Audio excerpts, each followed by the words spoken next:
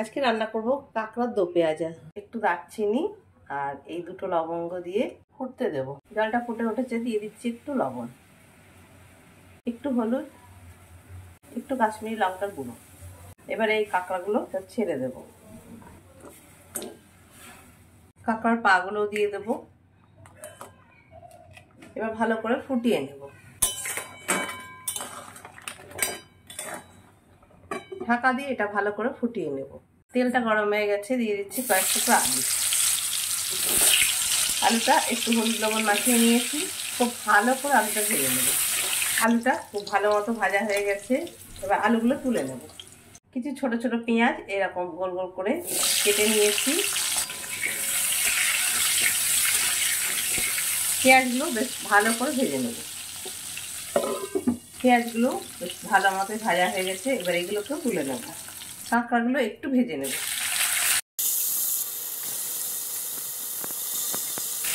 কাঁকড়াগুলো এবারে তুলে নেব। ওই তেলের মধ্যে দিয়ে দিচ্ছি আর একটু তেল, দিয়ে দিচ্ছি পেঁয়াজ বাটা।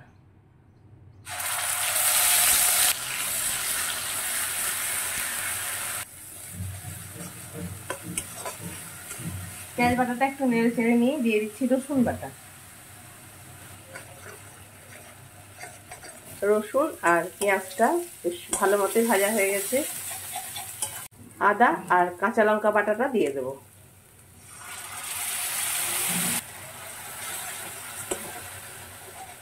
আদা আর কাঁচা লঙ্কা বাটাটা দিয়েও আমি ভালো করে এটাকে কষিয়ে নেব।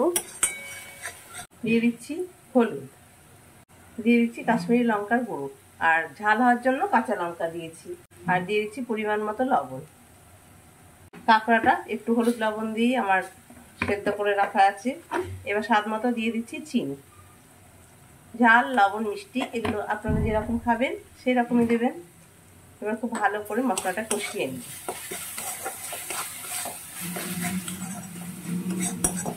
একটু ঢাকা দিয়ে মশলাটা খুব ভালো করে কষিয়ে নেব।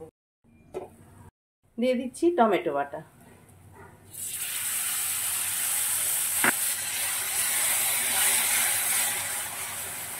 এবারে খুব ভালো করে মশলাটা কষিয়ে নেব। যতক্ষণ না তেল ছাড়বে ততক্ষণ আস্তে আস্তে ঢাকা দিয়ে দিয়ে মশলাটা কষিয়ে নেব। মশলাটা দিয়ে ভালো তেল ছেড়ে গেছে, এবার দিয়ে দিচ্ছি 1 চামচ মিট মশলা।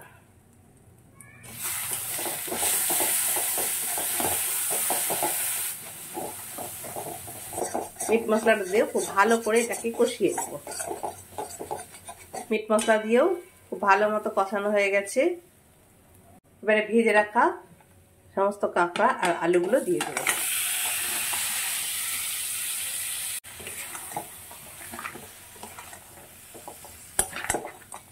ভালো করে এটাকে মশলার সঙ্গে মিশিয়ে নেব। কাঁকড়াটা খুব ভালো মতো কষানো হয়ে গেছে। এই কাঁকড়া সেদ্ধ করে রেখেছিলাম জলটা, সেটা দিয়ে দেব।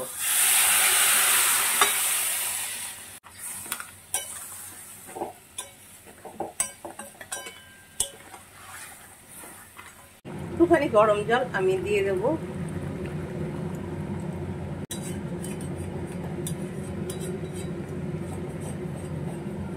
ঝাল, লবণ, মিষ্টি এগুলো আপনারা আপনাদের মধ্যে দেবেন, আর এটা খেতে কিন্তু খুবই ভালো হয়। এবারে ঢাকা দিয়ে আস্তে আস্তে ফুটিয়ে নেব। এবারে যে পেঁয়াজগুলো ভেজে রেখেছিলাম সেইগুলো দিয়ে দেবো। পেঁয়াজগুলো পুরো ভাজতে ভাজতে সেদ্ধ হয়ে গেছে। দিয়ে দিচ্ছি একদম সামান্য একটু গরম মশলার গুঁড়ো। এই গরম মশলার ভিডিও আমার করা আছে, চাইলে আপনারা দেখে নিতে পারেন। আর দিয়ে দিচ্ছি ঘি। রান্নাটা আমার একদম রেডি হয়ে গেছে। এইরকম স্বাদের কাঁকড়ার দো পেঁয়াজা করে নিতে পারেন ঘরে, এটা খেতে কিন্তু দারুণ লাগে। আর দিয়ে দিচ্ছি সামান্য একটু ক্রিম। সামান্য একটু ক্রিম দিয়ে দিলাম। আগামী দিনে আবার দেখা হবে নতুন কোনো ভিডিও নিয়ে।